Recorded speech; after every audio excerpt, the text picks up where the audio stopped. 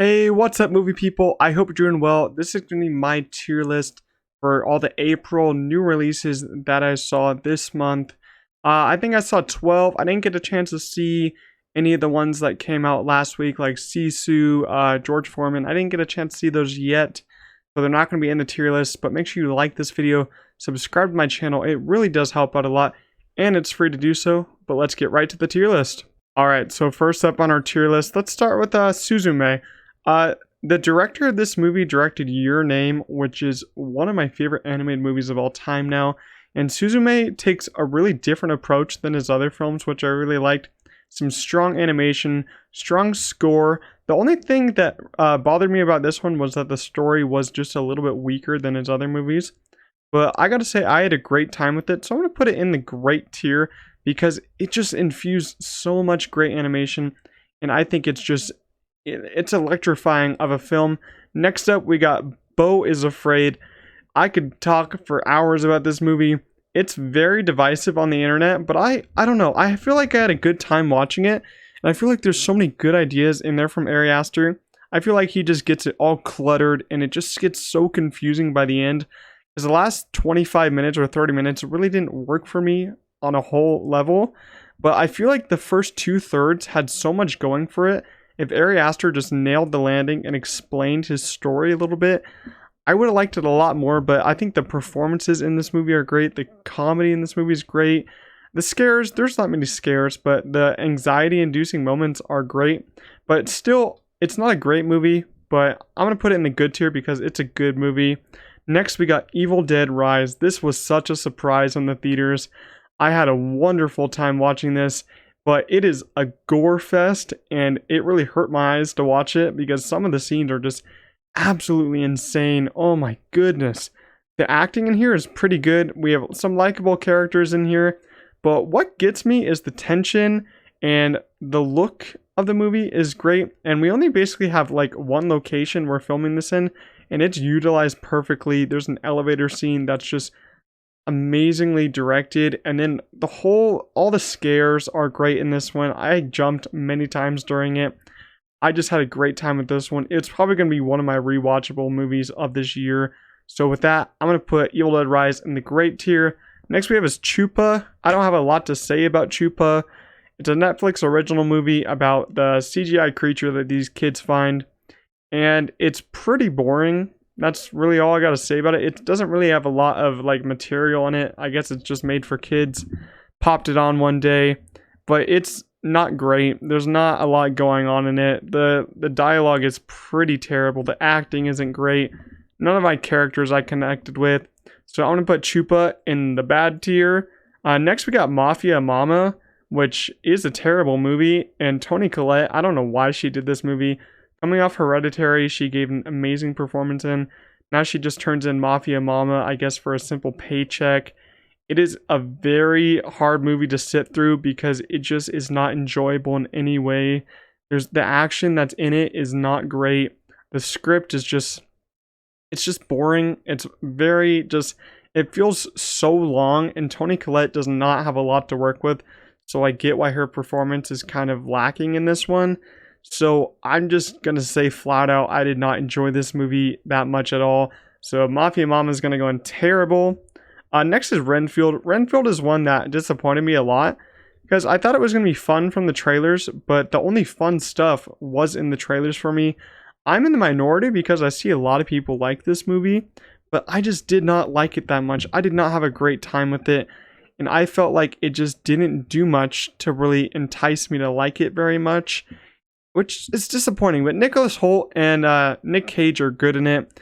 Ben Schwartz, I did not like his performance in this one, and I felt like the script was just so weak. We have a lot of weak scripts in April, it seems, and the CGI blood in this did not work with me at all. I felt like it was just kind of frustrating movie for me because I thought it was gonna be much more fun than it was. But with that said, I'm gonna put Renfield in the bad tier. Next up, these guys.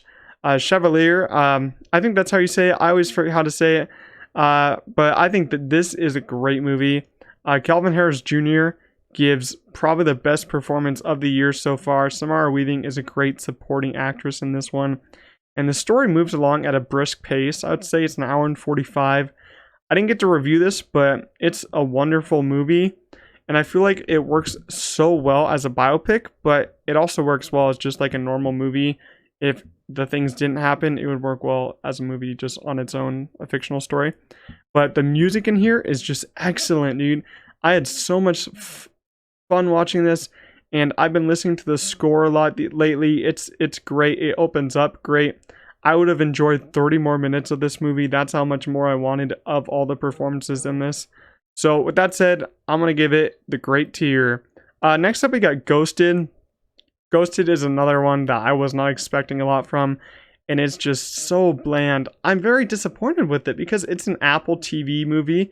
Usually they put out very good content. Their shows are great. Their movies are usually pretty good, but this one just did not have any substance at all.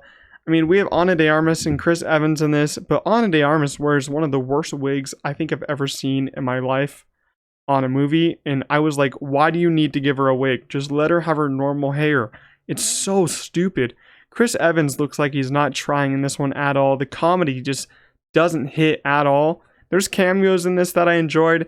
The action in this, some scenes were good with the action, but most of all, the action just didn't live up to the hype, and it's just, the green screen didn't work at all, and I feel like it feels really long, which it shouldn't, but I didn't really like it that much at all, so I'm going to put Ghosted in the bad tier. Next up, we have How to Blow Up a Pipeline.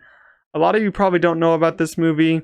It's just kind of like, it's a smaller movie from Neon, and it has a lot of like, not a lot of big stars in this one, but it's a pretty simple story. A lot of these people are just trying to destroy a pipeline because it's like destroying the land that they're trying to like protect, and that's basically the whole story of the movie.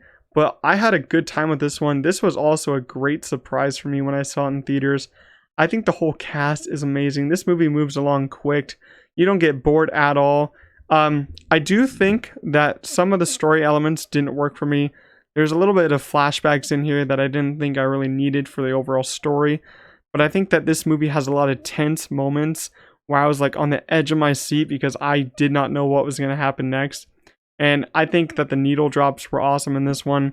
And the ending was pretty satisfying, I gotta say. So I'm gonna give How to Blow Up a Pipeline the good tier. Next up, we got The Covenant. I just watched this one. I don't know about this one. Guy Ritchie's really been like off lately because he had Operation Fortune. Now he has The Covenant.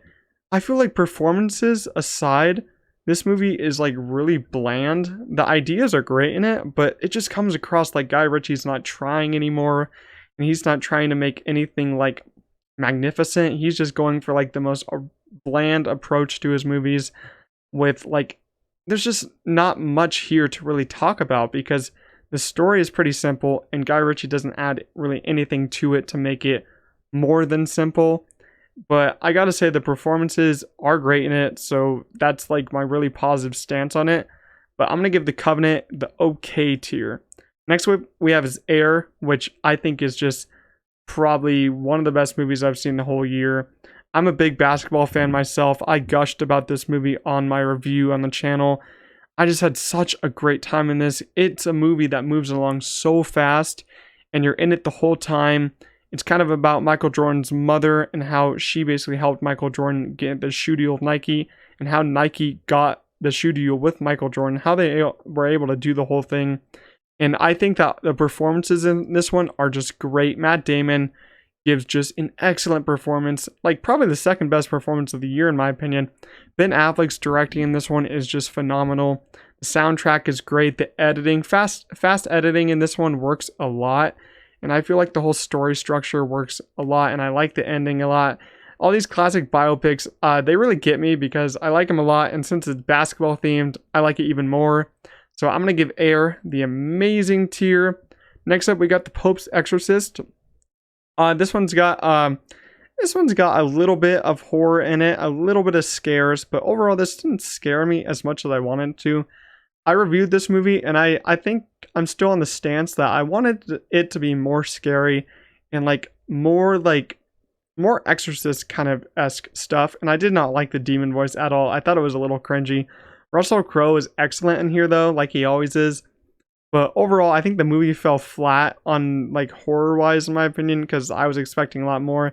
And the story is just a little weak, in my opinion. But I guess for a horror movie like this, you can't expect like a major story. But I wish it was like Evil Dead Rise and went like all in with the guts, gore, blood. That would have been so cool to see Russell Crowe just fighting off demons the whole movie. But we didn't get that. But still, I'm going to give Popes Exorcist the okay tier. Alright, now to our final ranking. Terrible tier, Mafia Mamma. You won the spot for the worst movie of the month. The bad tier, I'm going to go ahead and put Ghosted up front and then put Chupa at the bottom. The okay tier, I'm going to go ahead and put, I'm going to leave that how it is. Covenant is better than Popes Exorcist. The good tier, How to Blow Up a Pipeline, is going to go above Beau Is Afraid. The great tier, I'm going to go Evil Dead first. If I can get Evil Dead first, we'll just move that there. And then Chevalier to second. That's a great tier. Amazing Air is the best movie of the month. So that's my basically ranking of all the April 2023 movies. I hope you guys enjoyed. Leave your rankings down below. I'm curious to see how you guys like the movies this month. I feel like this month was very scattered in terms of like scale to like compared to March. March was a lot better. But I'm hoping that May has a lot of great movies. But this is my ranking. Hope you guys enjoyed. See you guys next video. Peace out.